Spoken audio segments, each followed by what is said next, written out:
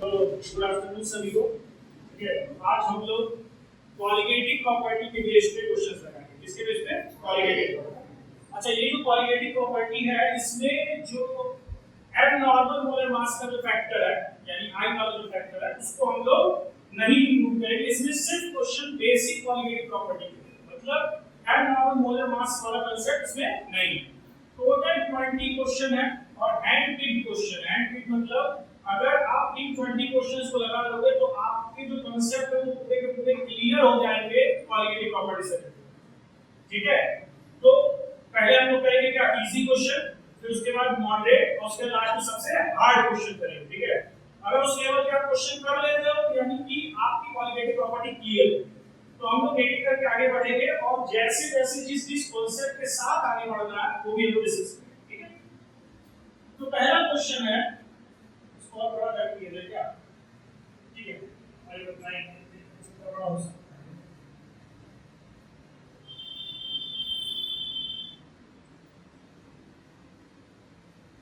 Question है, an example of colligative property. इनमें से कौन सी कॉलिगेटिव प्रॉपर्टी है?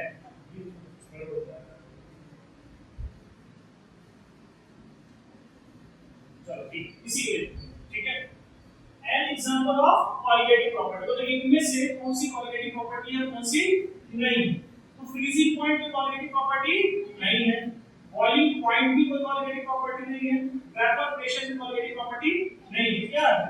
Depression of freezing point and elevation of boiling point है, relative loading of vapor pressure, और यहाँ क्या है? osmotic pressure। तो हाँ, हमारा osmotic pressure क्या है? कॉलिगेटिव प्रॉपर्टी है। osmotic pressure हमारी कॉलिगेटिव प्रॉपर्टी इस तरीके से हम समझेंगे, तो ये हमारी कॉलिगेटिव प्रॉपर्टी है। हाँ, दूसरा है the freezing point order of a solution of glucose gas। इसके कहने का मतलब कि एक सॉल्यूशन है, उसमें क्या मिलाया गया? ग्लूकोज मिलाया गया। तो जितना ज्यादा ग्लूकोज मिलाओगे उतना कम फ्रीजिंग पॉइंट होगा। सुना क्या बोला है? जितना ज्यादा ग्लूकोज मिलाओगे उतना कम फ्रीजिंग पॉइंट होगा। तो फ्रीजिंग पॉइंट ऑर्डर बताना है, फ्रीजिंग पॉइंट ऑर्डर बताना है। ठीक है, हाँ, बोला है 1% मिलाने में सबसे कम होगा, 10% मिलाने में सबसे कम होना चाहिए। तो जिस ऑप्शंस में 10% हम ग्लूकोज मिलाएंगे उसकी बॉइलिंग फ्रीजिंग पॉइंट सबसे कम होगा। तो 1%, 2%, 3% और 10%। तो 10% पे फ्रीजिंग पॉइंट सबसे कम होगी, तो ये हमारा ऑप्शन सही। क्लियर हो गया? इस लॉजिक के हिसाब से हमको चलना है। फिर बोला है इन कोल्ड कंट्रीज, ठंडे जगहों पे इथाइलिन ग्लाइकॉल, क्या चीज? Ethylene glycol. इथाइलिन ग्लाइकॉल क्या है? OH CH2OH, ये आपका इथाइलिन ग्लाइकॉल है। इसको बोल सकते हो इथेन 1,2 डाइऑल भी बोल सकते हो। Is added to water in the radiator of car during winter. इस लिटरली इसी पॉइंट को हम डिप्रेशन फ्रीजिंग पॉइंट को पढ़ाएं, एग्जांपल देके एज एप्लीकेशन। विंटर्स के समय में या फिर उन जगहों पे जहां पे ठंडी जगह होती है, तो रेडिएटर में हम पानी रख यूज किए तो पानी का फ्रीजिंग पॉइंट क्या है? 0 डिग्री सेल्सियस। अगर ठंडी उससे ज्यादा पड़ रही, मतलब वहां का टेंपरेचर -10 चला जा रहा है, -5 चला जा रहा है, तो पानी क्या हो जाएगा? फ्रीज हो जाएगा। तो हम इस पानी को रेडिएटर में यूज नहीं कर सकते, तो हम क्या मिलाते हैं? Ethylene glycol. इसको बोला भी जाता है एंटी फ्रीजिंग एजेंट भी बोला जाता है। क्या बोलता है? तो ये क्या करता है? क्या करेगा इथाइलिन ग्लाइकॉल? फ्रीजिंग पॉइंट कम कर देगा। तो विस्कोसिटी नहीं, स्पेसिफिक हीट नहीं, फ्रीजिंग पॉइंट। उसकी फ्रीजिंग पॉइंट क्या कर देगा? Result in reduce freezing point. Freezing point उसका कम कर देगा। Calculate the molar depression constant. क्या बोला है?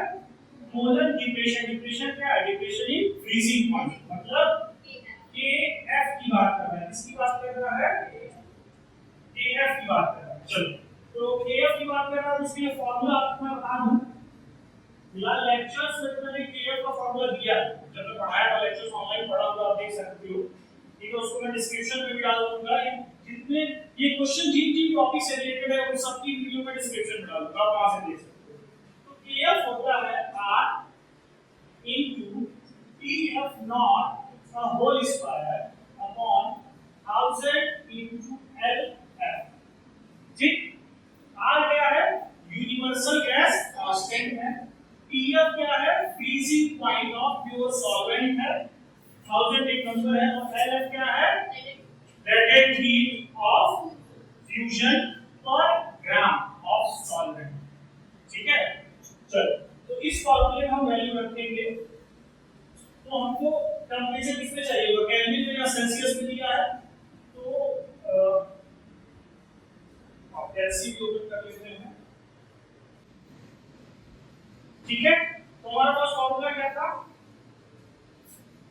Kf is equal to R into TF naught का whole square upon 1000 into LF। तो दिया क्या क्या है? लेटेंट हीट ऑफ फ्यूजन दिया है 180.75 जूल पर ग्राम। मैं आपको बताया था कि लेटेंट हीट ऑफ फ्यूजन पर ग्राम ऑफ सॉल्वेंट होता है, पर ग्राम दिया ही है। तो आप R की वैल्यू रखनी है जूल में, तो R की वैल्यू जूल में क्या होती है? 8.314 into TF 16.6 डिग्री सेल्सियस। लेकिन आपका किसमें होना चाहिए? केल्विन में। तो 273 plus 16 करेंगे, क्या करेंगे? 273 plus 16, देखिए ये काम करेगा 273 plus 16.6 कितना आ गया? 298.6 289.6 का होल स्क्वायर अपॉन 1000 into 180.7। ये आया। इसको सिंपल कैलसी करते हैं। ठीक है, तो पहले करो 289.3 289.3 का सॉरी 6.6 into 289.6 ये क्या आएगा? into 8.314 ये वैल्यू आ गई। ठीक, इसको डिवाइड करना है।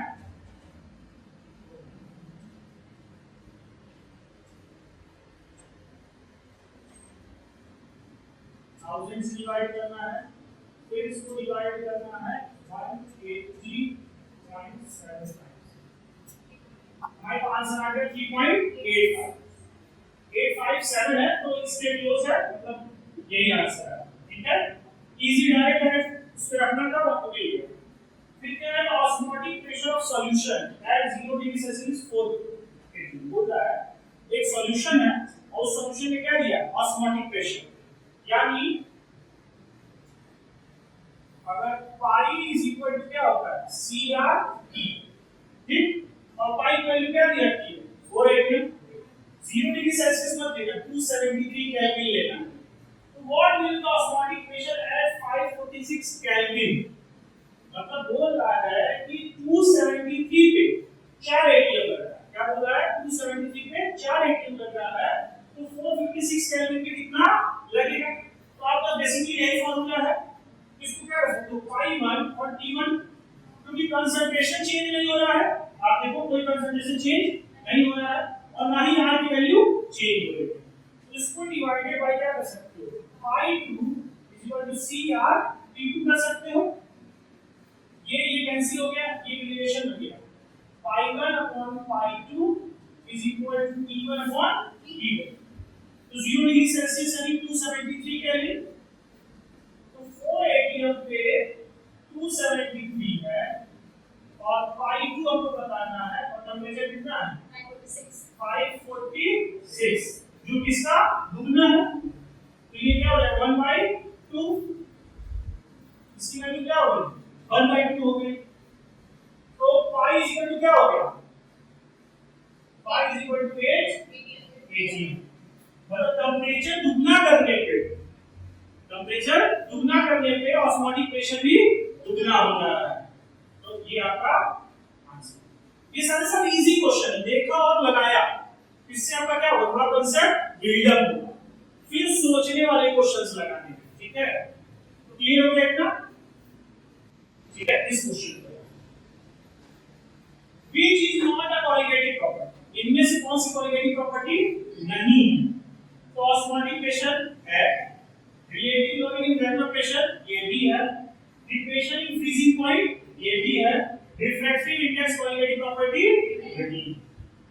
ऑप्शन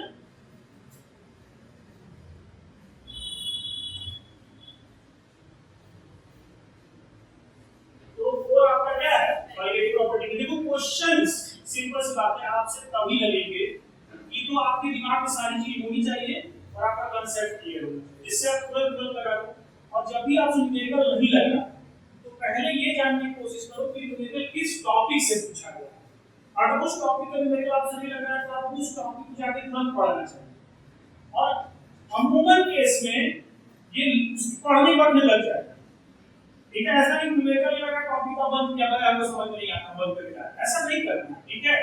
नहीं लग रहा है तो उस टॉपिक को पढ़ना है फिर से। तो the lowering of vapour pressure, क्या बोल रहा है, lowering of vapour pressure of a solvent by addition of non volatile solute. हमें भी पता है कि भैया वेपर प्रेशर क्या होगा, कम हो जाएगा, बॉइलिंग पॉइंट बढ़ जाएगा जब भी आप कोई नॉन वोलेटाइल सॉल्यूट यूज करते हैं, ठीक। यही आपका राउट सॉल्व बताता है। तो इज डायरेक्टली प्रोपोर्शनल टू किसके डायरेक्टली प्रोपोर्शनल, तो strength of solution, nature of solute in the solution. तो नेचर ऑफ सॉल्यूट को कभी डिपेंड करता ही नहीं है, कोई भी वेपर प्रेशर कितना कम होगा वो उसके नेचर पर कभी डिपेंड नहीं करता है। द एटमॉस्फेरिक प्रेशर पे भी डिपेंड करता है। तो जब ये दोनों में तो आप इजी नहीं है, तो ये क्या होगा, strength of solution. Strength of solution, strength of solution क्या होता है, ग्राम पर लीटर। स्ट्रेंथ हमेशा क्या होता है, ग्राम पर लीटर। कोई भी चीज कितने ग्राम में एक लीटर में घोली गई है वो उसका स्ट्रेंथ है। और हमको हमेशा से क्या चाहिए होता है क्वालिटेटिव प्रॉपर्टी के लिए, अमाउंट चाहिए होता है। तो ठीक है, इतना ग्राम पड़ा हुआ है एक लीटर में, ठीक। फिर क्या बोला है, the relative lowering of vapour pressure, क्या बोला है, relative lowering of vapour pressure is equal to the mole fraction of non volatile solute. बात तो सही है, फॉर्मूला भी क्या होता है, ये होता है भाई P naught minus PS upon P naught is equal to XA। ये हमारा क्या है, सॉल्यूट है,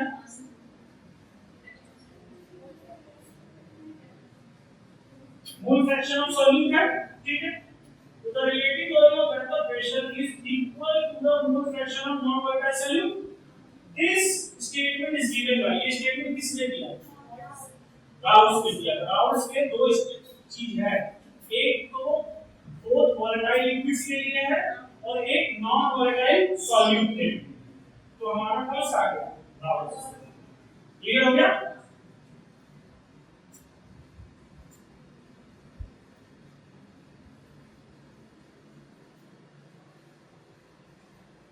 चलो ये क्वेश्चन दिया है, ठीक है। बोला which one of the following is incorrect form of Raoult's law। Raoult's law का कौन सा incorrect form है, तो हम लोग को ये पता है भैया P naught minus PS upon P naught is equal to XA होता है। XA हमारा सॉल्यूट है। ये जितने भी लेक्चर पढ़ोगे, जैसे एनसीईआरटी ने A को सॉल्वेंट बताया और B को सॉल्यूट बताया, लेकिन हम क्या है कि सारे को A को सॉल्यूट तो B को सॉल्वेंट, ठीक है। तो इसको हम क्या लिख सकते हैं, लिख सकते हैं P naught minus PS upon P naught is equal to NA upon NA plus NA। ये NA छोड़ो,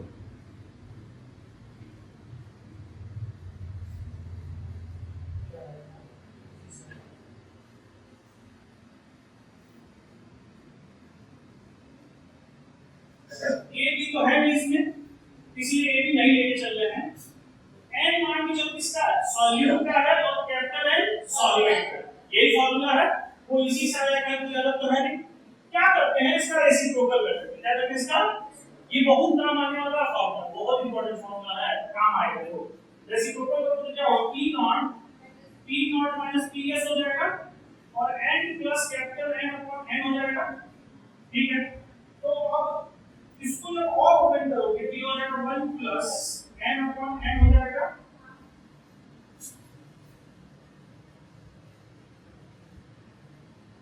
तो इधर क्या हो जाएगा, P naught upon P naught minus PS हो जाएगा। चलो आते हैं,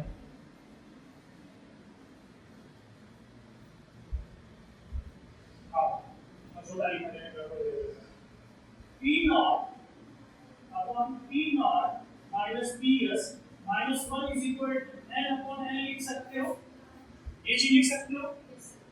इसको जब और सॉल्व करते हो तो क्या होगा, P naught minus P S upon P naught होगा is equal to N upon N. हो गया। इसको और सॉल्व करोगे तो क्या हो जाएगा, पी एस ये हो जाएगा P naught minus P S is equal to N upon N हो जाएगा। इसका फिर से रेसिप्रो करो, P naught minus P S upon P naught is equal to N upon N. Sir अगर दिमाग में ये भी चलता होगा सर आपको कैसे पता था रेसिप्रो करना है कब नहीं करना है, ये मैंने लेक्चर में पढ़ा रखा है। ये उस वक्त डिराइव करते हैं इक्वेशन की जब बच्चों को कंफ्यूजन होता है कि भैया हम n को कब निग्लेक्ट करें कब निग्लेक्ट ना करें, उसके लिए इस इक्वेशन को डिराइव किया गया और यहां पर पहुंचा गया। तो इसमें ये फॉर्मूला आप कंसंट्रेटेड हो चाहे डाइल्यूट दोनों जगह अप्लाई कर सकते हो, निग्लेक्ट करने का कोई चांस ही नहीं है। देखो ऊपर ऊपर नीचे है। तो अब देखते हैं किससे मिल रहा है, P naught minus P S upon P not नहीं रहेगा, ये आपका PS नीचे रहेगा। ठीक है, ये किससे मिल रहा है देखो PS। अच्छा पहला देखते हैं PS अपॉन P नॉट कहीं है नहीं, पूरे इक्वेशन में कहीं भी लिखा नहीं है, तो PS अपॉन P। ये देखते हैं P naught upon P naught minus PS equal to 1% upon n कहां है, यही है। ठीक है, लिखा ये वही है ना। फिर क्या है P naught minus PS upon PS n upon n plus n होगा, ये नहीं है, ये वाला नहीं लिखा था, ये है इसको आप इसको रेसिप्रोकल कर दे, इस वन की साइड भेज देंगे तो हो जाएगा। नहीं जो बॉक्स में की साइड सीधा करेंगे पहला बन रहा है कहां, आपने नहीं बनाया। अच्छा ये नहीं बन रहा है, P naught minus PS upon PS is equal to n upon n plus n, ये नहीं बन रहा है। अच्छा ये बन रहा है क्या, देखो यही बन रहा है, ये तो ये मिल गया हमको, ये वाला मिल गया और एक ये मिला है ना, नहीं कौन सा सेकंड वाला और फोर्थ वाला मिला, हाँ ये दोनों मिल गया, एक तो ये मिला है और एक ये, हाँ ये दोनों मिल गया। इन दोनों में कंफ्यूजन क्यों, पहला वाला बन जाएगा, कैसे बनेगा,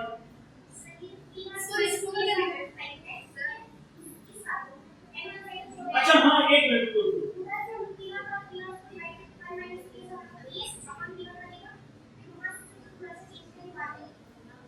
हाँ देखो अगर इसको हम सॉल्व करेंगे और जैसे इसको सॉल्व करेंगे सपोज दूसरा ले लेंगे और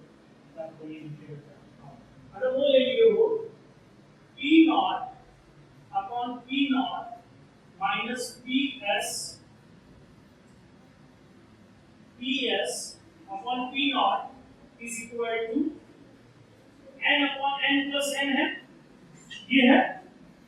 अब आप इसको क्या ले लिए 1, तो 1 minus PS upon P naught है is equal to n upon n plus n हो गया, ये हो गया।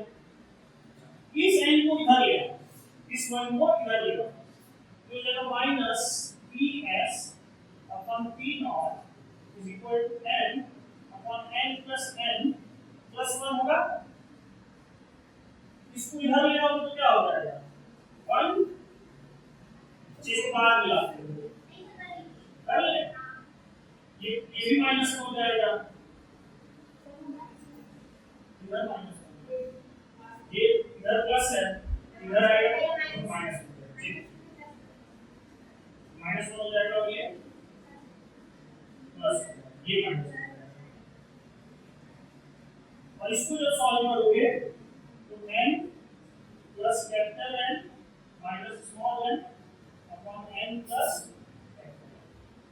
तो ये तुम्हारा ये और ये कैंसिल हो गया, क्या आ गया आपका capital N upon n plus n, ठीक, हाँ ये भी मिल रहा है, ये वाला मिल रहा है, ये नहीं मिल रहा है, कौन सा नहीं मिल रहा है, थर्ड वाला आपको नहीं। तो इस तरह के क्वेश्चंस का मतलब क्या है, आपको सोचना, थिंकिंग करनी, ठीक है। और ये कैसे पॉसिबल है, जब आप क्वेश्चंस लगाते रहोगे तभी पॉसिबल है, क्वेश्चंस नहीं लगाओगे तो पॉसिबल नहीं। कुछ था नहीं, ये वाला पैटर्न पढ़े थे हम लोग इस चीज को, और इस चीज को कब पढ़े थे, उस टाइम पढ़े थे कि भैया हमको n अगर सॉल्यूट कम निगलेक्ट करना है, कम निगलेक्ट नहीं करना है। तो जब हम ये वाला फार्मूला लगाएंगे तो हम कहीं निगलेक्ट करने की जरूरत नहीं। तो इसी में से हम क्या किए जाए, इनको डिराइव किए, ये हमारा क्लियर है ना।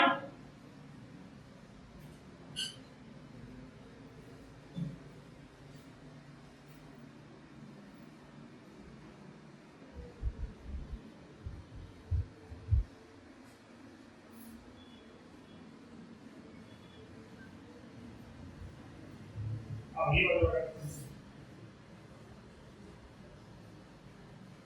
क्या बोला है, pure benzene freezes at 5.5 degree Celsius. Pure benzene जो होता है उसका टेंपरेचर क्या है, 5.45 डिग्री सेल्सियस पे वो फ्रीज होता है। यानी अगर मैं बोल दूं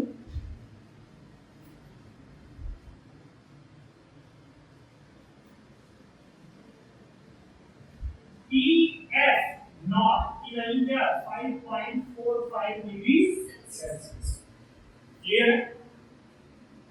At a certain place कहीं, but a 0.34 molar solution of tetrachloroethane in benzene freezes at 3.55 degrees Celsius। मतलब बोल रहा है कि जब आप उस प्योर बेंजीन में टेट्राक्लोरोइथेन मिलाते रहे तो उसका फ्रीजिंग पॉइंट क्या हो जाता है, कम होता है, क्लियर। बोला था Kf फॉर बेंजीन इज, ठीक है, मोलर डिप्रेशन कांस्टेंट पूछा है, क्या पूछा है, Kf पूछा है, क्या पूछा है, Kf। कोई बात नहीं, आओ हमारा पास फार्मूला क्या है, यही है हमारा पास फार्मूला क्या है, delta Tf is equal to Kf, ये है डायरेक्ट फार्मूला, m की वैल्यू है स्मॉल m, स्मॉल m की वैल्यू आ गई ना, क्यों, ये निकालना है, तो ये इसमें से इसको माइनस कर दो, 5.45 minus 3.55 is equal to Kf into क्या था 0.374, हमको सिंपल Kf मिलना है, तो Kf इज इक्वल टू, अच्छा इसमें से इसको माइनस करोगे तो 5 से 5 गया 0, 14 से 5 गया 9 पॉइंट, और ये हो गया 4 में से 3 गया तो 1 डिवाइडेड बाय 0.374,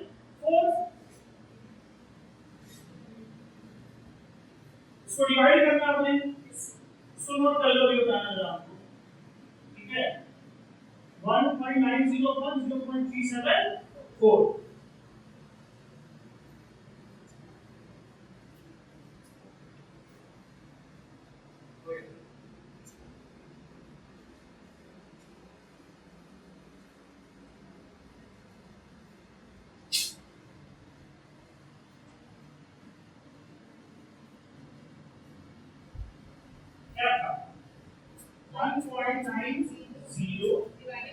divided by 0.374, 5.08, 5.08, 5.08,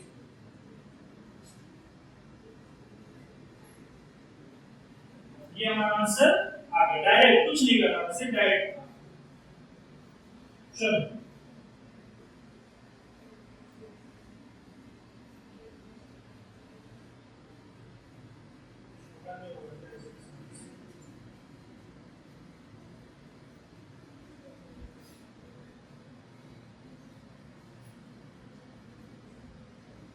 चलो ये क्वेश्चन है, ये वाला, ठीक। An aqueous solution freezes at, तो ये एक्वस सॉल्यूशन है, एक्वस सॉल्यूशन इसका मतलब ऑलरेडी पानी में कुछ मिला है, -0.186 डिग्री सेल्सियस। कितने डिग्री सेल्सियस पे वो क्या होता है, फ्रीज होता है। K of freezing मतलब क्या, molar equation transfer media 1.86 Kelvin kg पर मोल, kb दिया हुआ है, ठीक है। तो what is the elevation in boiling point, आपसे पूछ रहा है डेल्टा, क्या पूछ रहा है, डेल्टा टी वी पूछना है। बात समझ में आया, क्या पूछ रहा है आपसे, डेल्टा टी वी। तो क्या दिक्कत है बताओ। जितना कम फिजिक्स पढ़ो उतना ज्यादा होगा।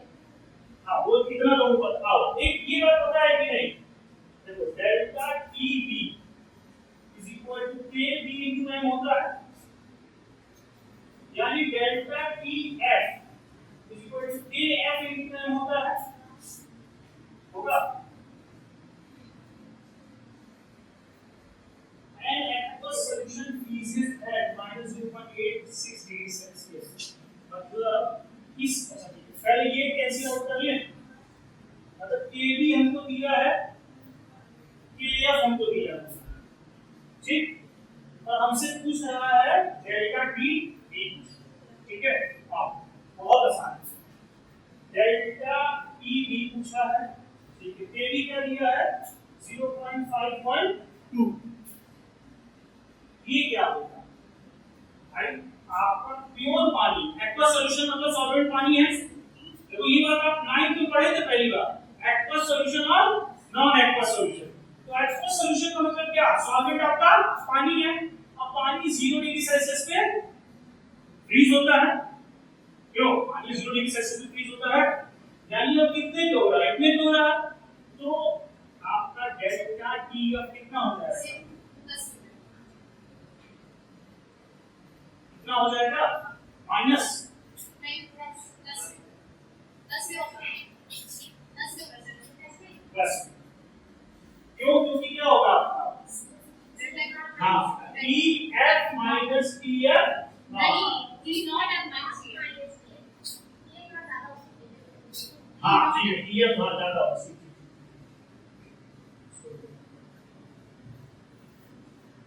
T F not minus T F, तो 0 माइनस माइनस 0.186, तो बेसिकली 0.186, हाँ क्योंकि इसमें जो बड़ा होता है बड़ा से छोटा है, ठीक है, तो 0.86, तो डेल्टा टी वी क्या हो गया 0.512 into 0.186 मल्टीप्लाई करो,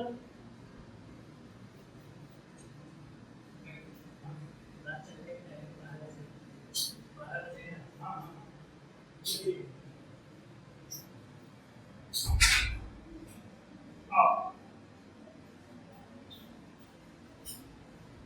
0.186 into 0.512, 0.095,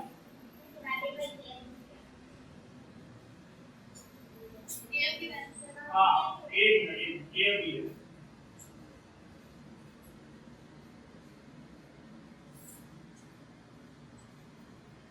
क्या आ रहा है 0.0512, आंसर वाला ये आ रहा है। ये होगा, इसको डिवाइड उससे जो करना है हमको क्या किया से, इसका इससे मल्टीप्लाई किए कि ये से डिवाइड जो करना है 0. ये ना किया 1.2 बोल दिया, हां 1.86 से डिवाइड, तो हमारा आंसर आ जाएगा 0.2512, क्लियर है।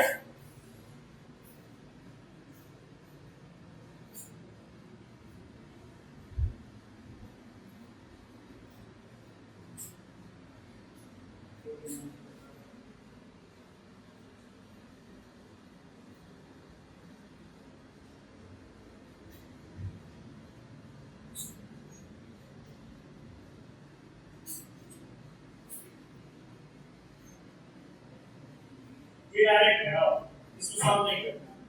Camphor is used as solvent to determine the molecular weight of non-volatile solute by Darst method। तो एक बार और बता दूं, ये बहुत इंपॉर्टेंट कंसेप्ट, बहुत इंपॉर्टेंट है, मिस हुआ होगा आपका तो ये जान लो। क्या बताए थे हम?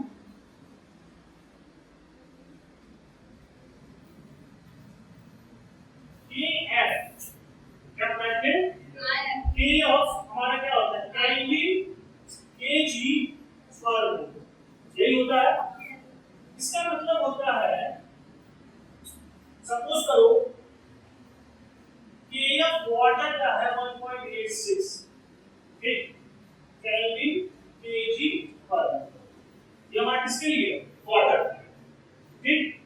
तो इससे हमें समझना है कि 1 मोल solute in 1 kg solvent में मिलाओगे तो KF कितना चेंज होगा? 1.86 केल्विन का चेंज दिखेगा। सिंपल बात बोला, क्या बोला है कि 1 मोल कोई भी सॉल्यूट मिलाओगे 1 kg सॉल्वेंट में, तो टेंपरेचर का चेंज कितना देखने को मिलेगा? 1.86 केल्विन, ठीक। अब अगर किसी का जैसे कैल्फाई मान लो, इसका जो KF होता है बहुत ज्यादा होता है, 39 के अप्रॉक्स होता है, किसके अप्रॉक्स? मतलब आप 1 मोल सॉल्यूट मिलाओगे 1 kg सॉल्वेंट में तो टेंपरेचर में कितना चेंज देखने को मिलेगा? बहुत ज्यादा देखने को मिलेगा। इसका मतलब थोड़ा भी सॉल्यूट मिलाओगे तो चेंज आपको दिखेगा, ज्यादा दिखेगा। थोड़ा भी अगर सॉल्यूट मिलाओगे तो ज्यादा, मतलब 1 मोल 39 का चेंज दिख रहा है टेंपरेचर का, तो आधे मोल किसका आधा हो जाएगा? 1/4 किसका 1/4 हो जाएगा। तो हमको ये भी समझना है कि अगर हम ऐसा कोई सब्सटेंस ले जिसका मोलर डिप्रेशन कांस्टेंट ज्यादा, क्या हो? मोलर डिप्रेशन कांस्टेंट ज्यादा हो, तो थोड़े सब्सटेंस मिलाने में बहुत ज्यादा चेंजेस हमको देखने को मिलेगा, मतलब बहुत ज्यादा फ्रीजिंग पॉइंट कम हो जाएगा, बहुत ज्यादा बॉइलिंग पॉइंट बढ़ जाएगा। तो हम क्या यूज करते हैं? कैम्फर। कैम्फर का यूज किस लिए होता है? नेफ्थलीन और एंथ्रासीन, इन दोनों के वैल्यू निकालनी, ठीक है। ये हो गया, ये आप लोग का है लास्ट में, ठीक है। आपके उसमें बहुत अच्छे से नहीं समझाया लेकिन है, ठीक है। तो बोला है क्या? Camphor is used as solvent to determine the molar weight of non-volatile solute by Larson method। Right बात है, मोलर वेट मतलब हमको उसका क्या निकालना है? मोलर वेट निकालना है, राइट बात है। जितने भी क्वालिटेटिव प्रॉपर्टी है सब का सब मुझे किस लिए निकाल लेते हैं? Molar mass of unknown solute का निकालना है। तो किस लिए यूज होता है? Molar depression constant is high, इसका मोलर डिप्रेशन कांस्टेंट क्या होता है? हाई। आप देखो 39 पॉइंट कुछ होता है, ठीक है। तो मतलब आप कह सकते हो 39 केल्विन kg पर मोल। 1 मोल सॉल्यूट मिलाओ तो कितना टेंपरेचर में चेंज देखने को मिलेगा? 39 केल्विन का चेंज देखने को मिलेगा। और पानी में क्या हो रहा है? 1.86 केल्विन का एसिड देखने को मिल रहा है। क्लियर हो गया? समझ में आया? ये इंपॉर्टेंट पॉइंट है, बेटा मैं इसलिए इसको रखते हैं, इससे आपको इंडिया से पता चलता है। एक तो एंटी फ्रीजिंग एजेंट पता चला, इथाइलिन ग्लाइकॉल, ठीक है। इथाइलिन ग्लाइकॉल का यूज हम लोग ठंडे जगहों में पानी के साथ मिला के उसकी फ्रीजिंग पॉइंट लो करने में भी करते हैं और बॉइलिंग पॉइंट बढ़ाने में भी करते हैं। उसका बॉइलिंग पॉइंट बढ़ाना है तो भी वो काम करेगा, ठीक है।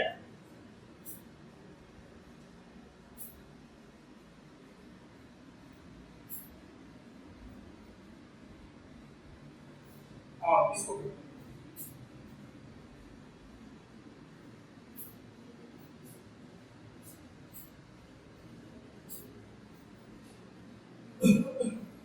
क्या बोला है?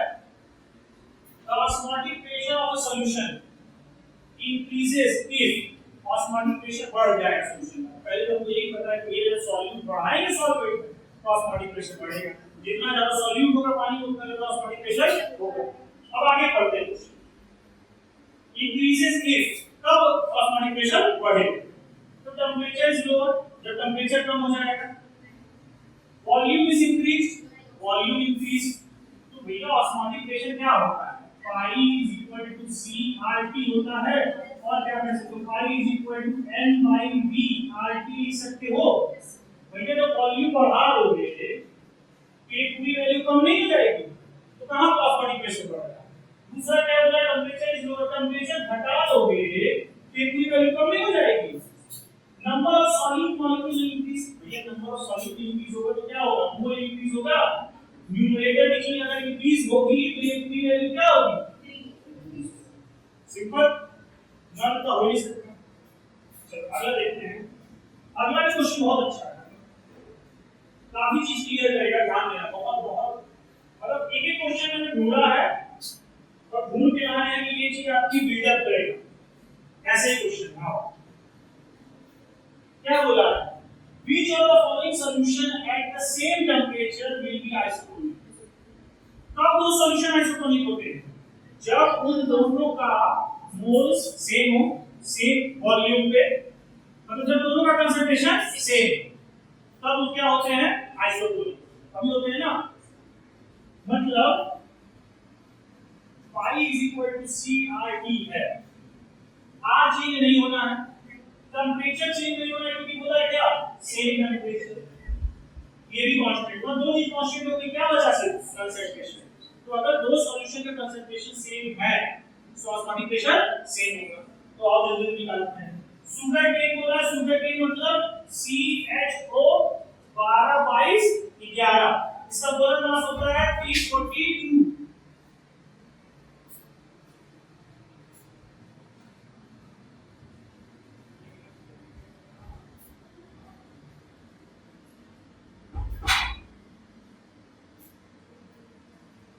इसका मोल मास क्या होता है 342 ग्राम होता है जी। तो अगर इसका मोल निकालोगे 3.42 अपॉन 342 कितना आएगा 0.01 मोल आएगा ठीक। 1 लीटर में बोला है कितने बोला है 1 लीटर तो अपॉन 1 लीटर तो इसका कैपिटल एम की वैल्यू भी क्या हो जाएगी 0.01 भी हो जाएगी ठीक है। इसके बारे में बात करें ग्लूकोज ग्लूकोज होता है CHO 6 180 होता है कितना होता है 180 होता है 18 क्या है 0.1 डिवाइडेड बाय 180 कितना आएगा 0.001 ये आएगा। अच्छा नहीं नहीं यही आएगा कंफर्म और ये भी किसमें है 1 लीटर में ठीक है। तो इसका है 0.01 और इसका है 0.001। तो ये बताइए उसका कंसंट्रेशन ज्यादा है किसका उसका ज्यादा है तो ऑस्मोटिक प्रेशर उसमें ज्यादा लगेगा बराबर नहीं ठीक बराबर नहीं होगा और दूसरा देखते हैं 3.42 gram of cane sugar in 1 litre भैया पहले ही निकाला कितना होता है इसका 0.01 1 लीटर पहले निकाल चुके हैं। इसका देखो क्या है 0.1 लीटर 1 लीटर ना होगी क्या है 0.1 लीटर यानी आपके पास क्या था 0.001 अपॉन 0.1 लीटर में बोला तो 0.2 लिख दिए कितना आया आंसर 1 2 3 आ गया। और इसका कंसंट्रेशन क्या हो गया इक्वल हो गया तो ये वाला सॉल्यूशन क्या है आइसोटोनिक।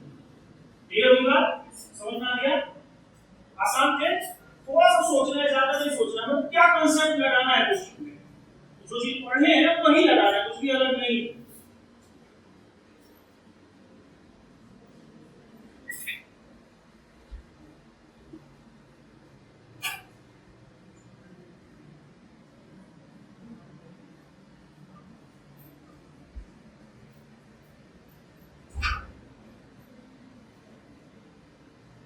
ये चीज क्लियर हो गई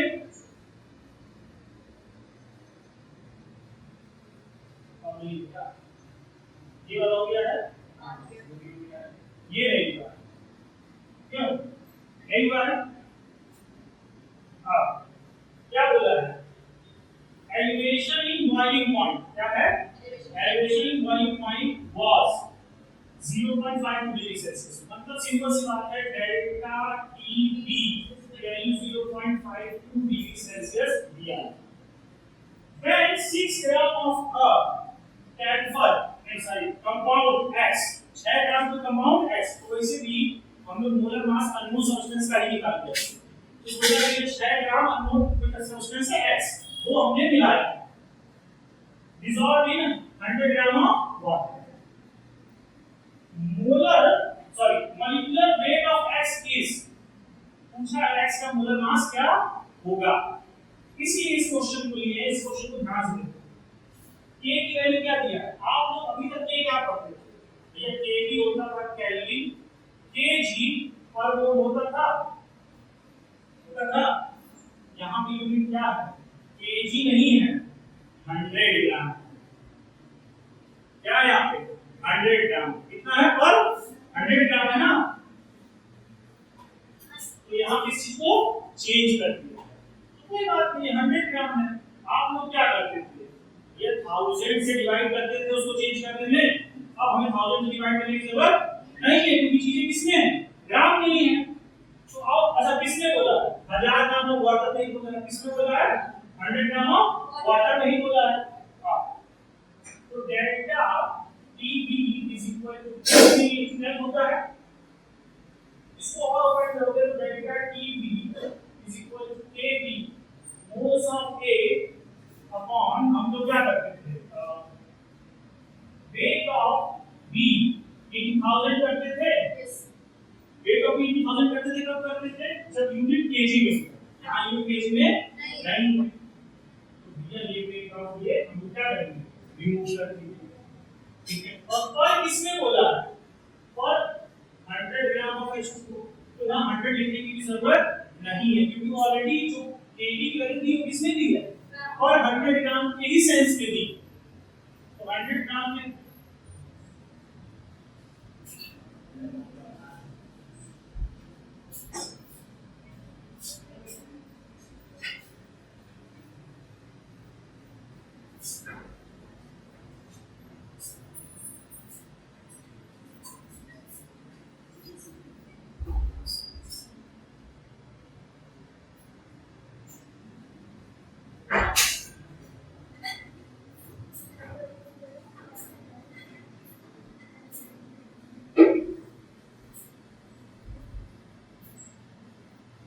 बात समझ में आया? तो अब क्या होगा? हमको क्या चाहिए? मोल्स रहने चाहिए। W में तो ऑलरेडी बोल दिया है Kb में पर 100 ग्राम है। इसको सॉल्व करके डेल्टा Kb क्या है? 0.52 अपॉन 5.2 और ये हो जाएगा 6 अपॉन x, क्योंकि मोल्स होता है given weight upon molar mass, molar mass हमको निकालना है। तो x is equal to 6 into 5.2 upon 0.52,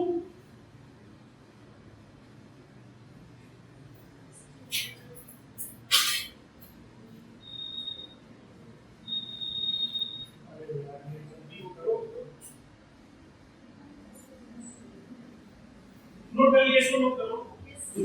6 into 5.2 upon 0.5, मोल तो नहीं ऑप्शन है, इधर ज्यादा से ज्यादा लगा हुआ है, ये नहीं हुआ है, ठीक है। तीन करने इसको 3 हो गया।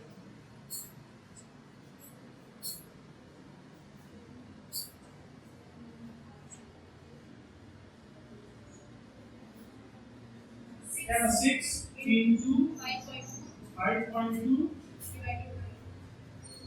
divided by 0.52, क्या आ गया? 60।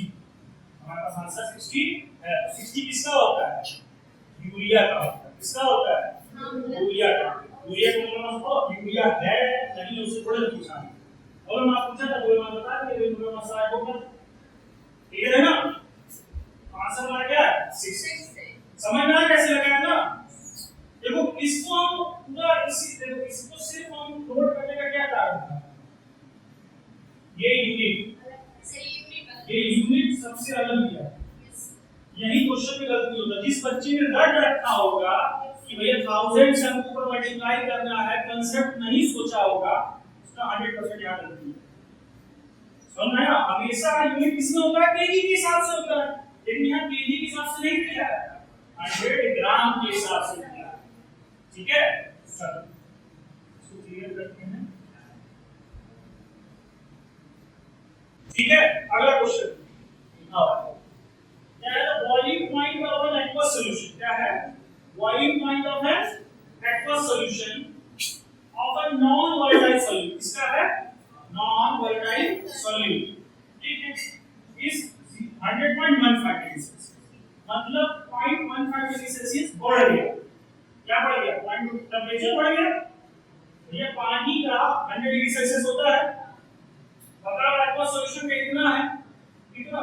इतना बताने का क्या हो समझना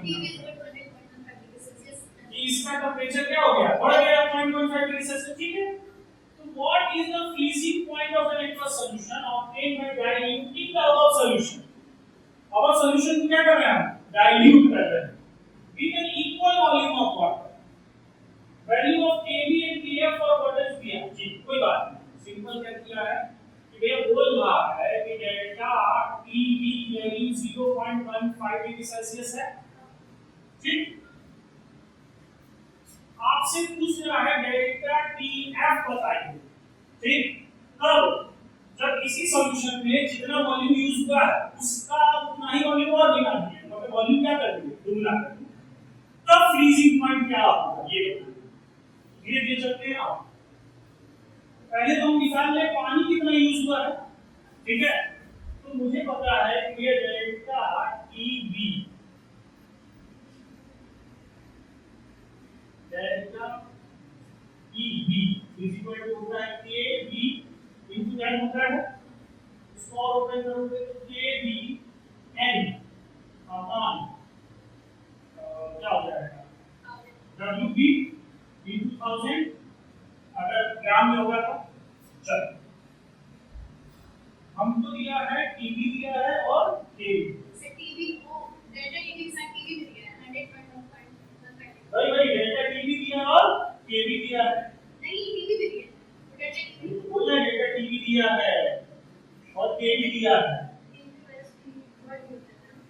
हाँ, तो डेल्टा Tb नहीं तो क्या? अरे डायरेक्टली लिखे तो है ना, डेल्टा Tb हमको दिया और क्या दिया? Kb।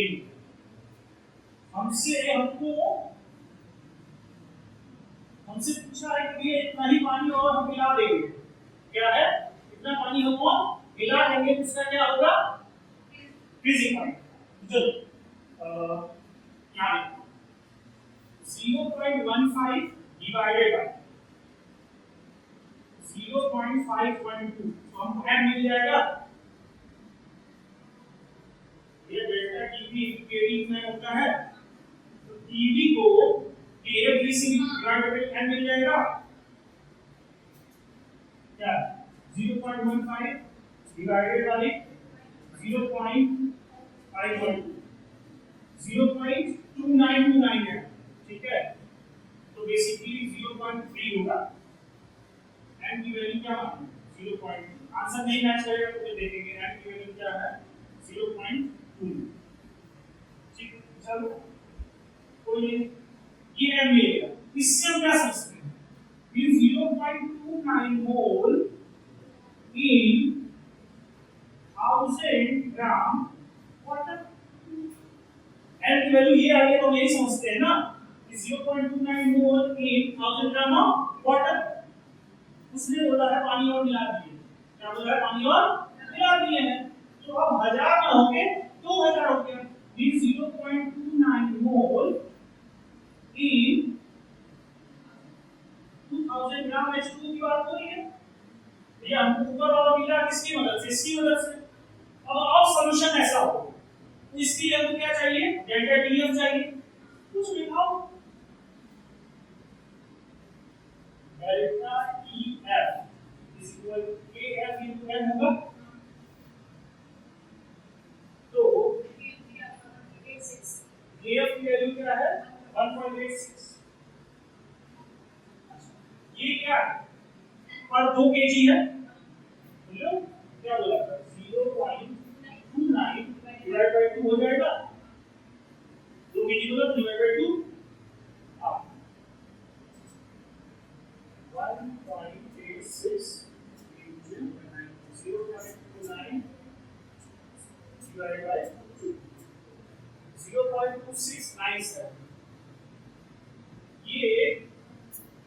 में वो लेके चलेगा, सेल्सियस में, किसमें लेके चलेगा, सेल्सियस में। तो ये आंसर सब किसमें दिया, सेल्सियस में दिया है, तो कौन सा आंसर मिल रहा है,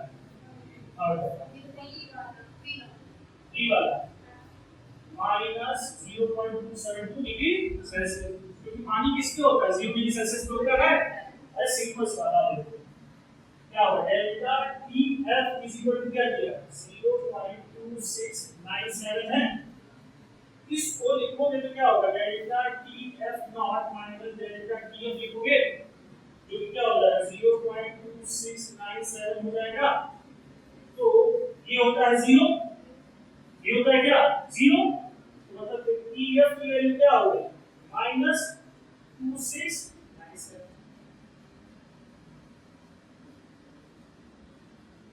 ऐसा समझ में कुछ जो बोला है वही नहीं है, क्वेश्चन सब यही है, जो बोला है वही बोला है। भैया पानी उतना ही और ज्यादा मिला दो, उतना ही और ज्यादा पानी मिला के क्या किया, कैपिटल एन निकाल लिए, प्लस स्मॉल एन निकाल लिए, टीएफ दिया ही हुआ था, डेल्टा टीएफ निकल गया। देखो ये माइनस वाले बहुत गलती करते हैं, अगर प्लस वाला दिया होगा तो प्लस वाला में लगा देते हैं। तो आपको हमेशा ही मान के चलना है delta TF is equal to TF not minus, clear हो गया। तो ये one of the hardest question है, ठीक है, इसमें कई क्वालिटेटिव प्रॉपर्टी एक साथ जुड़ेगी, तो इसको अगर लगा लिए तो और परसेंट आपके अच्छे हो जाएंगे। तो बोला है बहुत सिंपल क्वेश्चन से स्टार्ट किया है, और सिंपल क्वेश्चन बहुत ज्यादा घुमा फिरा नहीं है, लेकिन पूछा ऐसी ऐसी चीजें हैं जिससे आपका कंसेप्ट बिल्डअप ही हो। बोला सॉल्यूशन इज प्रिपेयर्ड बाय, एक सॉल्यूशन हो जाएगा dissolving 80 gram of glucose in 180 gram of water. ठीक, elevated the solution is partially evaporated, क्या बोला है, partially evaporated until its boiling point become 101.04 degree Celsius at 180. मतलब पूरा का पूरा इसको बॉयल नहीं किया जा रहा, partially बॉयल किया जा रहा है, ठीक है। हाँ इसको इधर शिफ्ट करते हैं, क्वेश्चन समझ गया हो क्या बोल रहा है, क्वेश्चन बोला है 18 ग्राम, क्या बोला है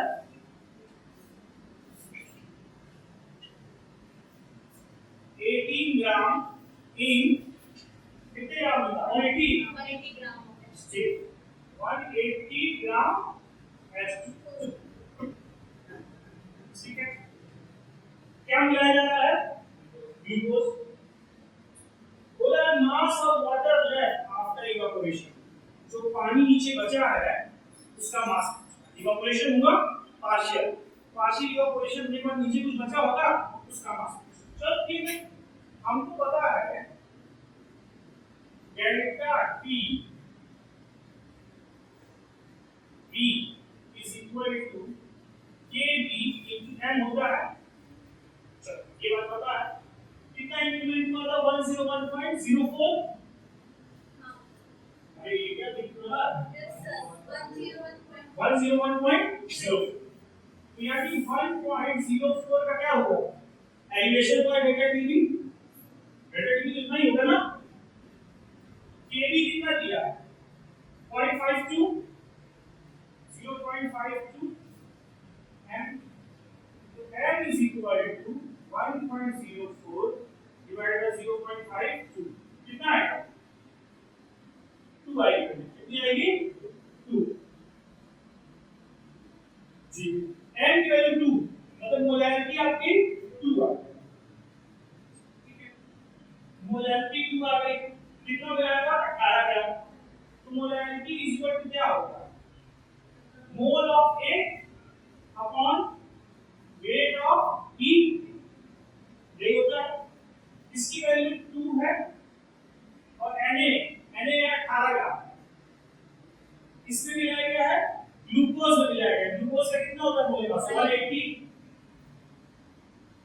अपॉन WB, इसको और क्या लिख सकते हो, इसको लिख सकते हो 2 is equal to 18 upon 180 into WB, या फिर लिख सकते हो WB is equal to 18 upon 180 into 2, ये लिख सकते हो।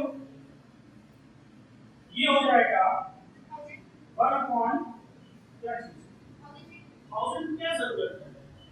मोलैरिटी निकला है ना, मोलैरिटी मतलब 2 मोल इन 1 केजी, मोलैरिटी मतलब 2 मोल इन 1 केजी।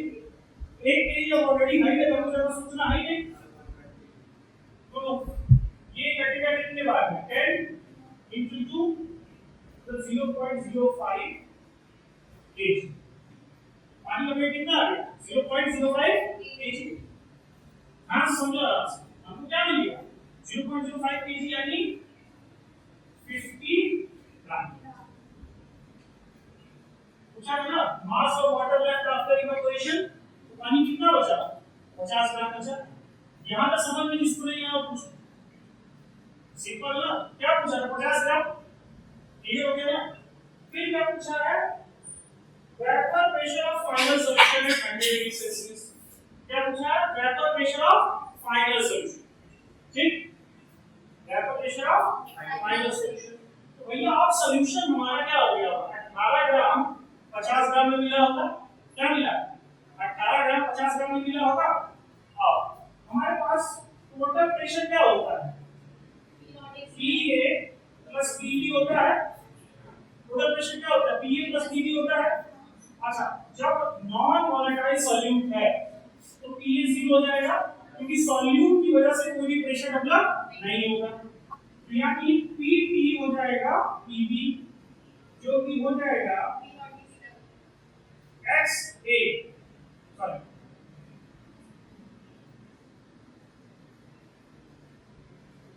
XB और P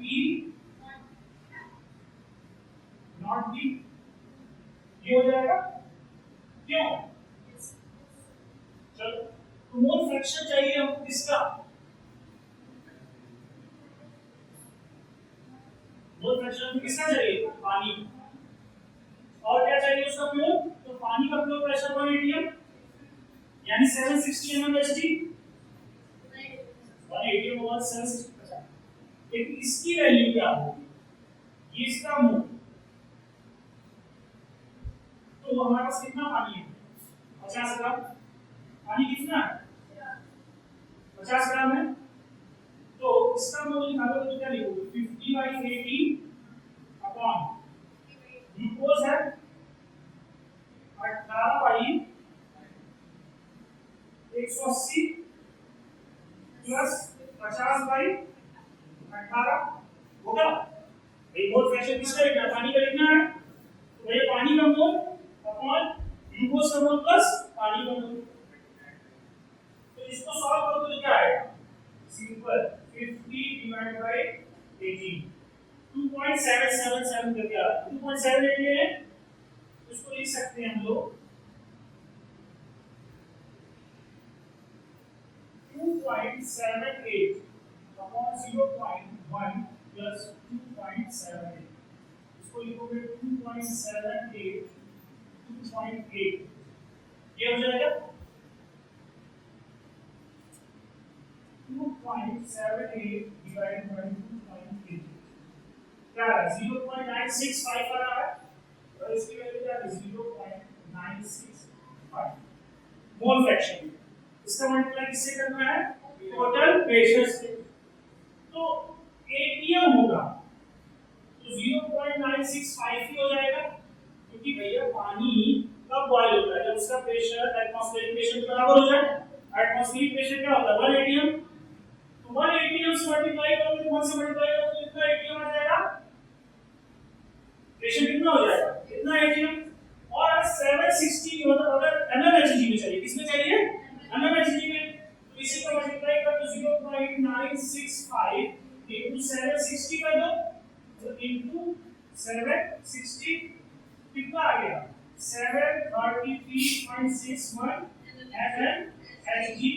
mmHg प्रेशर आ गया। क्लियर है, तो हमारे पास मास ऑफ वाटर इवेपोरेटेड क्या हो लेफ्ट आफ्टर इवेपोरेशन, तो पता चला 50 ग्राम बचा है। फिर vapour pressure of final solution, तो हमको पता चला 733.61 mmKg। फिर क्या बोला osmotic pressure of final solution. अच्छा बहुत सिंपल सवाल, osmotic pressure of final solution मतलब अब सॉल्यूशन क्या हो चुका है 50 ग्राम हो चुका है, 50 ग्राम में 18 ग्राम बचा, इस टाइम पे हमको क्या बताना है ऑस्मोटिक, इनिशियल सॉल्यूशन नहीं बोला है फाइनल सॉल्यूशन।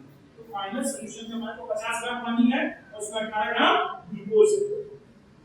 ठीक है, तो हमारे पास क्या होता है, pi is equal to CRT होता है। ठीक, आराम से कंसंट्रेशन रखना है। अच्छा, मोल्स अपॉन वॉल्यूम, क्या रखना है, मोल्स अपॉन वॉल्यूम। कहां पता है सॉल्यूशन का वितरण, कहां पता है सॉल्यूशन वॉल्यूम पता है, नहीं ना। रेस ऑफ वेट में चल रहा है भाई, 180 ग्राम पानी था, बाद में 50 ग्राम पानी हो गया, 18 ग्राम ग्लूकोज था, वो उतना ही रहा, तो हमको वॉल्यूम ऑफ सॉल्यूशन इसी से क्या दिया है, डेंसिटी ऑफ फाइनल सॉल्यूशन दिया। क्या दिया है, डेंसिटी ऑफ। तो भैया मास कितना हो गया टोटल, 50 प्लस 18। भैया सॉल्यूट प्लस सॉल्वेंट दोनों मिलाओगे तो कितना हो गया, 68 ग्राम हो गया। क्या हो गया, अब नहीं चल रहा है, 68 ग्राम होना। आज समझ में आया कि नहीं। अब रखेंगे डेंसिटी इज इक्वल टू होता है मास अपॉन वॉल्यूम। मास है 68, वॉल्यूम नहीं पता, तो हम लिखेंगे volume is equal to 68 by 1.04। तो वॉल्यूम कितना आएगा, हाफ 68 डिवाइडेड बाय 1.04, क्या आ रहा है 65.38 ml। इसमें आएगा ml ना, कितना ml हमारे पास क्या आ गया, वॉल्यूम। इस फॉर्मूला रखते हैं आप, तो pi is equal to C moles of solute कितना है, 18/180, 18/180, और वॉल्यूम क्या है हमारा, ml में है, ऊपर हमको 1000 से मल्टीप्लाई करना पड़ेगा। एक हो गया, ये पूरा क्या हो गया C। अब आता है R की वैल्यू हमारे पास अगर ATM में चाहिए तो क्या रखना होगा, 0.0821 इनटू T टेंपरेचर। तो भैया बोलता है फाइनल सॉल्यूशन का टेंपरेचर क्या है, 27 डिग्री सेल्सियस। तो 27 डिग्री सेल्सियस यानी 300 केल्विन, 300 केल्विन। इसको सॉल्व करके हमारा आंसर आएगा, तो आप ये करिए, पहले ऊपर वाले के साथ मल्टीप्लाई कर लिए। हां, number of moles of glucose से हमको फाइनल सॉल्यूशन में रखना है। तो भैया ग्लूकोज थोड़ी ना चेंज हो रहा है, 18 मोल पहले लिखा, बाद में 18 ही मोल रहेगा, पानी चेंज हो रहा है ना। तो पहले मल्टीप्लाई किसका करना है, 80 into 1000 into 0.0821 into 300। ये पूरी का डिवाइड किसकी, ऊपर जो है, ये नीचे से डिवाइड करना है 180 divided by 65.3। कितना प्रेशर आया, 37.67 atm प्रेशर। इस क्वेश्चन को फिर से देख लो, कुछ भी ना समझ में पूछ लो, बहुत अच्छा क्वेश्चन है। रिवर्स ऑस्मोसिस और ऑस्मोसिस प्रेशर दोनों पे बोला है 2 एक्वस सॉल्यूशन। क्या बोला है, 2 aqueous solution, solution A and B are separated by semi-permeable membrane। पहले बना लेते हैं, फिर समझ में ज्यादा आएगा।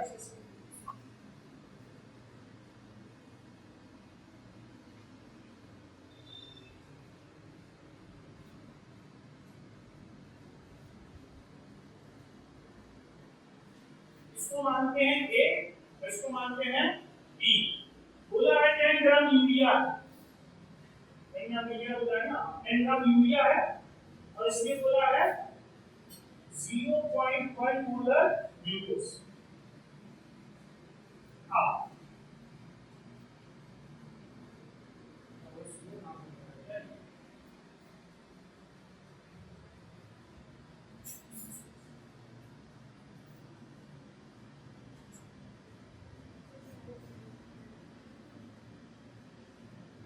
ठीक है, आराम से समझना। ये बोला है और टेंपरेचर कितना है, 300 केल्विन। टेंपरेचर कितना है, अब सुनो, वही चीज रखिए टेम्परेचर वाले रखा है टेम्परेचर की सूत्र ठीक बाकी सारी इन्फॉर्मेशन हम लिख दीजिए हां समझते हैं बहुत अच्छा क्वेश्चन बोल रहा है 10 ग्राम यूरिया है और 0.1 मोलर ग्लूकोज है तो इसको दोनों को मोल में कन्वर्ट कर ले कितना है 1 लीटर में कितना है 1 लीटर में तो आओ 10 डिवाइडेड बाय 60 10 डिवाइडेड बाय ये यूरिया का मोलर में 60 होता है ठीक है फार्मूला लिखते हैं NH2 C++ NH2 ठीक है ये आपका क्या है यूरिया इसका मोलर मास कितना होता है 7 1 divided by 6 1 divided by 6 0.167 0.167 क्या आया कैपिटल है हमारा क्यों क्योंकि ये लीटर में बोला है और ये भी 1 लीटर में ही है ये इसको मिटा देना चीजें समझ में आ रही है ना ये बोला है इतना मोल है इसकी मोलैरिटी इतनी इसकी मोलैरिटी इतनी है कौन कंसंट्रेटेड है कौन डाइल्यूट है मतलब कौन इन दोनों से ज्यादा कंसंट्रेटेड है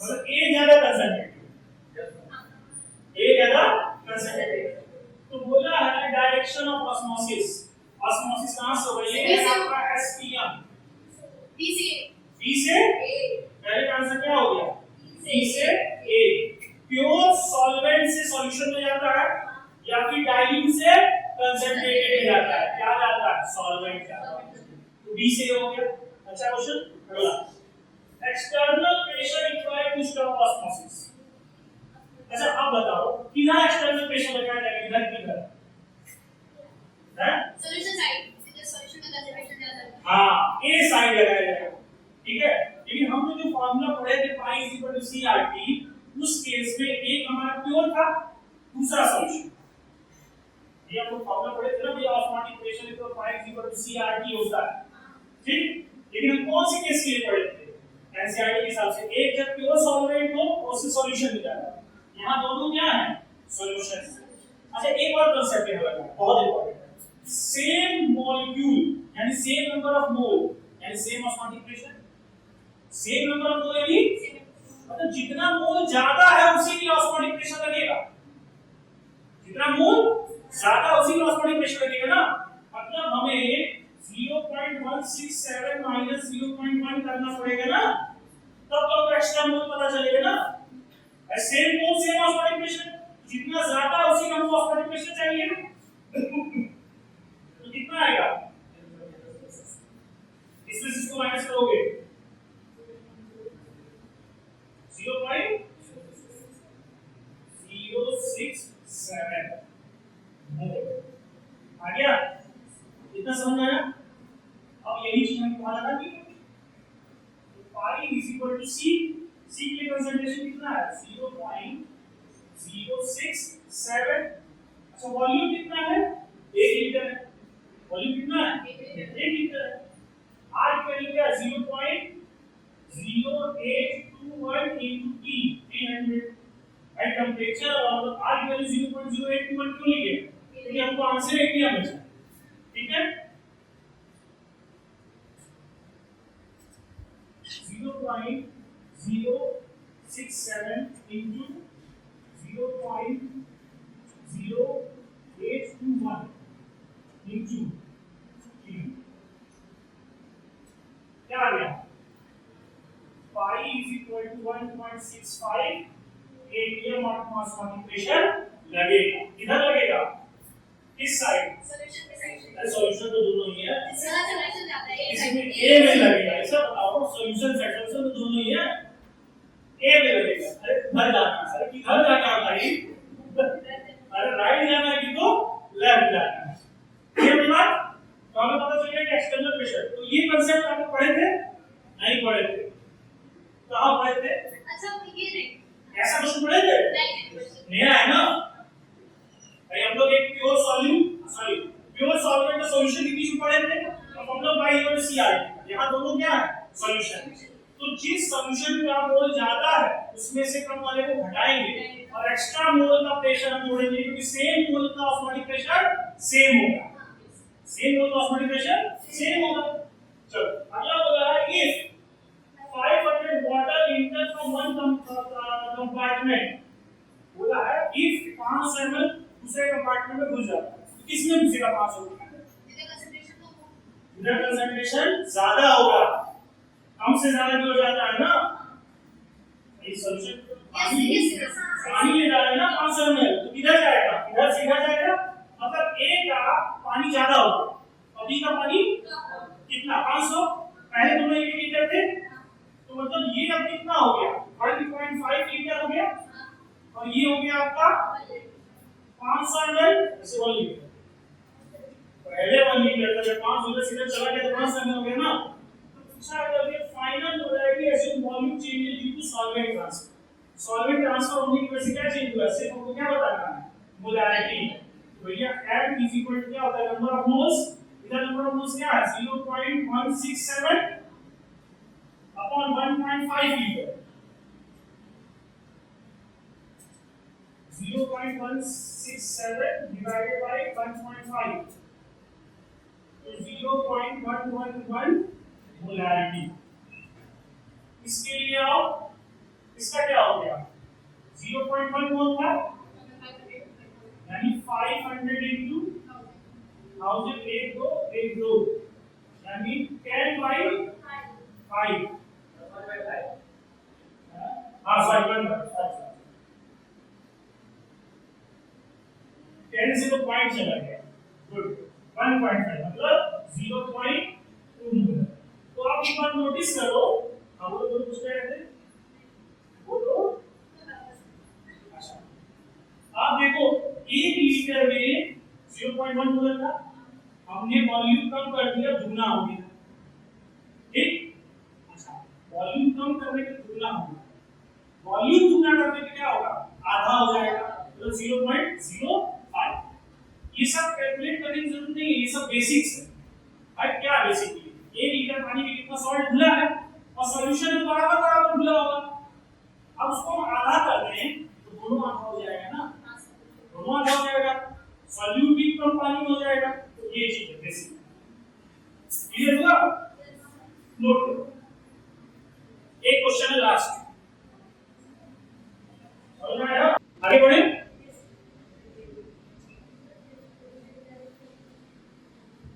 आओ बोला वेपर प्रेशर और बॉइलिंग पॉइंट कंबाइंड, मतलब क्वेश्चन नीड भी बोला कि अब वो कई टॉपिक मिला के क्वेश्चंस देगा, तो बोला सॉल्यूशन लीक कर अरे भाई लीक वाला काम किसी और करेंगे, अरे पैसा बोलता है जो उसके अंदर होगा नीट के अंदर तो पैसा दिलाया गया होगा लंबा लंबा। अब सोचो जो पेपर 5 लाख रुपए में बेच रहा होगा तो खरीदेगा कौन और बेचेगा भी कौन, जिसने बहुत पैसे लगाए होंगे वो बेचेगा और जिसका बहुत पैसे होंगे वो खरीदेगा। अरे भाई 5 लाख रुपए लगा ही रहे हो तो बच्चों को डॉक्टर काहे बनवा रहे हो, कुछ और करवा लो, तो फिर निकल जाएगा झोला छाप डॉक्टर। पिछली बार नीट में सुनने में आया था कि जिसको 1 लाख पेपर पहले पता चल गया था वो उसका मार्क्स निगेटिव है,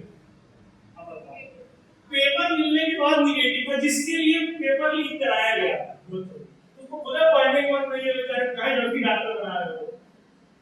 चलो क्या देखो जरा, a solution containing 6 gram of non volatile solute, non volatile solute का जहां नाम आता है Raoult flow, ideal solution, non ideal नहीं है, आइडियल ही है। इन 90 gram benzene has vapor pressure 95% of pure benzene, बोला है इसी सॉल्यूशन का जो वेपर प्रेशर है वो प्योर बेंजीन का क्या है 95%, एट अ सर्टेन टेंपरेचर, समझते हैं आप। PB जो है वो PB नॉट का क्या है 0.95 से मल्टीप्लाई करो तो तभी तो आएगा। ये प्रेशर क्या बोला 95% है एक्चुअल का, तो 95 कैसे आया, मतलब 0.95 से मल्टीप्लाई करो तभी आएगा, 0.95 से मल्टीप्लाई करके करने का मतलब यहाँ पे जो आपका xb है वो क्या है 0. मतलब xb का मोल फ्रैक्शन क्या है 0.95. क्वेश्चन यही बताया है, तो वो एक बार क्वेश्चन समझे तो लगना ही लगना है। क्वेश्चन यही बोला है ना कि भैया जो उस वक्त इस सॉल्यूशन का जो वेपर प्रेशर है यानी पीवी, वो बेसिकली क्या है, देखो टोटल प्रेशर क्या है, देखो कंसेप्ट बता रहे हैं, वो बहुत बच्चे गलती करते हैं। टोटल प्रेशर क्या होगा, पीए प्लस पीवी होगा, होना तो यही चाहिए। लेकिन जब बोला नॉन वोलेटाइल सॉल्यूट है तो पीए क्या हो जाएगा, जीरो, क्योंकि ए की वजह से कोई भी वेपर बनेगा ही नहीं, जब वो वोलेटाइल ही नहीं तो उड़ेगा ही नहीं, और जब उड़ेगा ही नहीं कोई प्रेशर क्रिएट करेगा ही नहीं, तो यानी टोटल प्रेशर किसके बराबर हो जाएगा, पीवी के। और पी तो जब टोटल प्रेशर पीवी के बराबर है यानी पीवी क्या बोल रहा है 95% बोला है पीवी नॉट के, तो यानी ये तो मोल फ्रैक्शन है ना xp, समझ आ गया, यानी xp की वैल्यू कितनी है 0.95। तो भैया इसी बात को बताओ तो x से कितना होगा, तो बताइए 0.05 हो गया, आसान हुई चीजें। आओ क्या बोल रहा है, मोलर मास ऑफ बेंजीन दिया है 78, ये पता है, रट के रखते हैं, इतना सॉल्यूट याद हो गया है। मोलर मास ऑफ बेंजीन कितना होता है 78, यूरिया होता है 60, पानी का केएफ केवी पता होना चाहिए, केएफ है 1.86 और केवी है 0.52, इतना लगा तो याद ही हो जाएगा। चलो आओ मोलर मास ऑफ सॉल्यूट पूछा, मोलर मास ऑफ सॉल्यूट, ठीक है कोई बात नहीं है।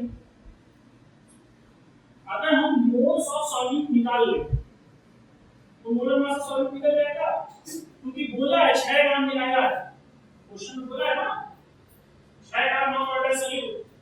तो अगर हमें मोल फ्रैक्शन पता है, क्या पता है मोल फ्रैक्शन, तो अगर हम मोल फ्रैक्शन की मदद से मोल निकाल लें तो मोलर मास निकल जाएगा, यानी Na upon Na plus Nb is equal to 0.05 होगा, है?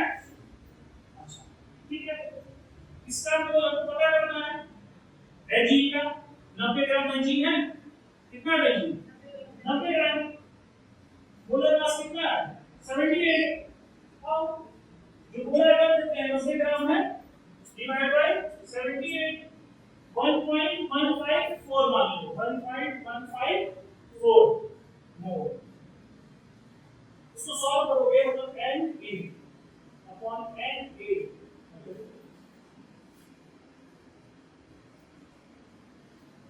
1.154 ये होगा, इसी को क्या होगा 0.05, इसको और ओपन करोगे तो Na is equal to 0.05 Na is equal to something to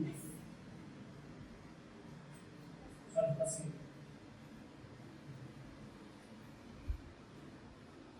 plus 1.154 into 0.05 ये होगा, और मल्टीप्लाई कर दो 1.154 into 0.05 0.08 आ जाएगा। ऐसा इसमें से इसको माइनस करो, इसमें से इसको Na minus 0.05 Na is equal to 0.058 आ जाएगा, इसको माइनस करो तो क्या आएगा 0.95, अरे 1 माइनस 0.05 0.95, यानी Na is equal to 0.058 divided by 0.95, तो क्या है 0.058 divided by 0.98 95 कितना है 0.06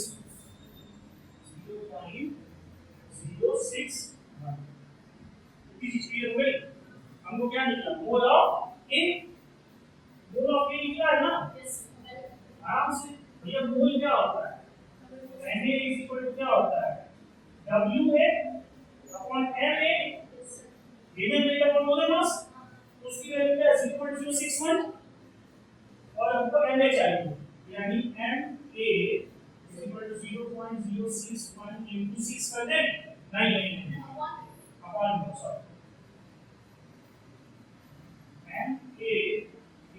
into 6 0.061 6 divided by 0.061 98.36 ठीक है ये हो गया कितना समझ में आया चल अब क्या बचा है elevation is boiling point boiling point कितना बढ़ेगा तो आपको क्या पता है बॉइलिंग पॉइंट के केएफ चाहिए सॉरी केबी चाहिए केबी दिया है मोलैरिटी चाहिए तो ये 90 ग्राम है और नंबर ऑफ मोल्स चाहिए मोल्स तो निकाले ही थे कितना निकालते थे 0.061 बस बता दो आप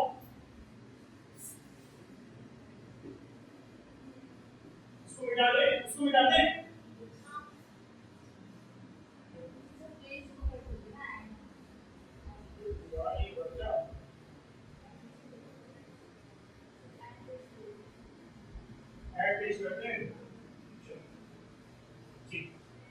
क्या था एन ए की वैल्यू हमारे पास 0.061 थी अच्छा बोला क्या है डेल्टा टी बी तो केएफ इनका होता है केएफ क्या था केएफ की वैल्यू क्या थी यही है ना 2.53 एलिवेशन इन बॉइलिंग पॉइंट ये भी है ना ठीक है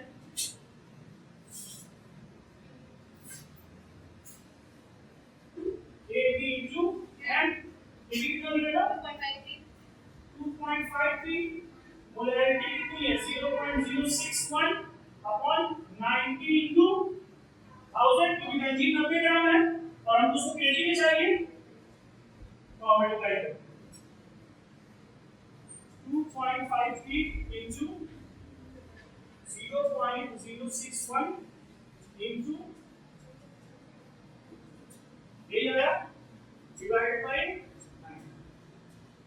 कितना आया 1.714 डिग्री सेल्सियस या फिर 1.714 केल्विन सेम बात है सब्सट्रैक्शन और एडिशन में केल्विन और सेल्सियस सेम इतना तो समझना है ना कुछ सेम होगा क्योंकि भैया 273 माइनस कुछ करोगे तो भी वही डिफरेंस आएगा सेल्सियस में भी और केल्विन में भी वही डिफरेंस आएगा डेल्टा टी में कितना इंक्रीमेंट हुआ ये तो पानी आपका क्या था 100 डिग्री सेल्सियस पे अगर बॉयल हो रहा था तो कितना हो जाएगा 1.714 डिग्री सेल्सियस पे होगा तो इतना ही चेंज दिखाएगा बॉइलिंग पॉइंट में कितने पे बॉयल होगा और केल्विन में होगा तो 273 तो पहले हो रहा था अब क्या हो जाएगा 274.71 और केल्विन हो जाएगा तो आई होप आपको चीजें समझ में आई होंगी और मेहनत करके लाए क्वेश्चन ठीक है भले वीडियो बड़ी हुई है 20 क्वेश्चन थे पूरे कितने थे 20 तो आसान से लेके टफेस्ट क्वेश्चंस तक थे और अगर इसको लगा लोगे तो आपकी क्वालिटेटिव प्रॉपर्टी के सारे क्वेश्चंस आराम से होंगे ठीक है तो अगर वीडियो अच्छी लगी होगी तो लाइक जरूर करिएगा ठीक है चैनल सब्सक्राइब करना मत भूलिएगा और क्या करना है शेयर करना है कमेंट करना है और बेल आइकन को दबा के सब्सक्राइब ठीक है तो आई होप आपको समझ में आया होगा बाद में नंबर अगर आप देखोगे तो 100% आपको समझ में आएगा और ये अगर 1.5 घंटे की वीडियो हुई एडिट करते करते जितना भी शॉर्ट हुआ उतना देर अगर आपने दे दिया तो 100% क्वालिटेटिव प्रॉपर्टी के सारे क्वेश्चंस करेंगे आपसे तो चलते हैं आप